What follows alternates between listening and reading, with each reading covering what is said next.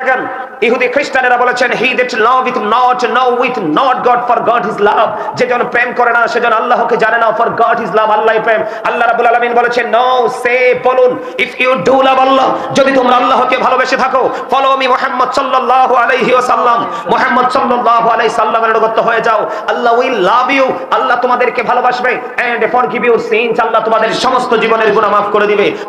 সম্মানিত উপস্থিতি, এখন আমাদের বাংলাদেশের অবস্থা কি ভালো না খারাপ? খারাপ।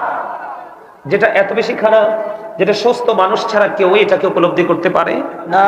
না, এটা এতটাই খারাপ, এতটাই প্রতিকূলে, যেটা সুস্থ মানসিকতা, সেন্স এবিলিটি সম্পন্ন পারসন যারা, তারা ছাড়া এটাকে কেউ কি করতে পারে না, আইডেন্টিফাই করতে পারে না। তো এই জন্য আমি আজকে আপনাদেরকে এই বিষয়গুলো নিয়ে কিছু আলোচনা শোনাবো। সম্মানিত উপস্থিতি, এই আলোচনাগুলো আপনার আমার ব্যক্তি জীবনের সবচেয়ে বেশি প্রয়োজন। প্রেজেন্ট এন্ড ফিউচার, এই দুটোকে ব্রাইটনেস করতে হলে আপনাকে এই জায়গাটাতে দাঁড়িয়ে থাকতে হবে। কোন জায়গাটাতে দাঁড়িয়ে থাকতে হবে আর কোন জায়গাটাকে আপনার আমার জীবনে বর্জন করতে হবে, যে বর্জনটা হবে কন্টিনিউ অলওয়েজ আমাদেরকে কি করতে হবে, এটাকে ইগনোর করতে হবে।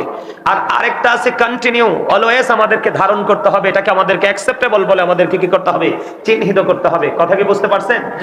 এদিক তাকান, আমার সময় খুবই অল্প, আমি অল্প সময়ের মধ্যে, আমার যতটুকু সময়, এই সময়ের মধ্যে আমি সর্বোচ্চ চেষ্টা করব আপনাদেরকে আমি কিছু গুরুত্বপূর্ণ কিছু ইনস্ট্রাকশন দেওয়ার জন্য।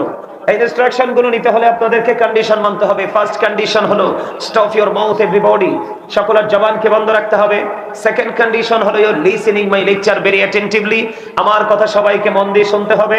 থার্ড কন্ডিশন আমি দিব না, তার কারণ হলো আপনাদের এখানে যে যারা আপনারা বসেছেন সবার মধ্যে মাধুর্যপূর্ণ একটা ডিসিপ্লিন আমি দেখতে পাচ্ছি, এই জন্য আমি আপনাদেরকে থার্ড কন্ডিশন দিচ্ছি না। আমি আজকে যে আলোচনার হেডলাইন দিয়েছি, আমি